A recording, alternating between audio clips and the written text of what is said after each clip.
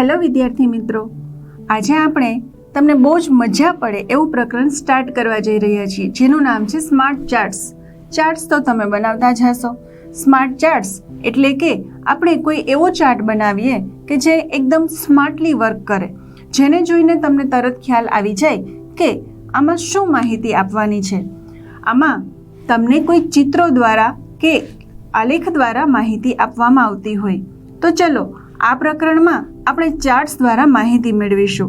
કોઈ પણ માહિતી હોય, જેમ કે તમારા વર્ગના વિદ્યાર્થીઓની સંખ્યા, જેમાં છોકરીઓ કેટલી છે, છોકરાઓ કેટલા છે, વિદ્યાર્થીઓને મનપસંદ વિષયની સંખ્યા, એટલે કે કયો વિષય સૌથી વધારે ગમે છે, એમાં કેટલા વિદ્યાર્થીઓ થાય છે.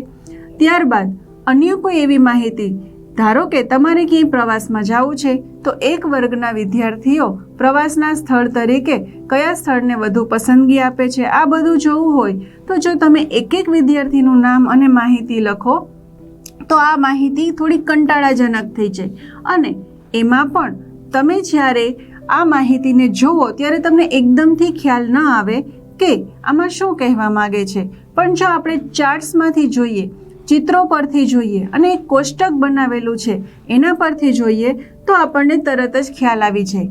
તો કઈ રીતે આપણે આ સ્માર્ટ ચાર્ટ્સ પર વર્ક કરીશું તે ચાલો જોઈએ.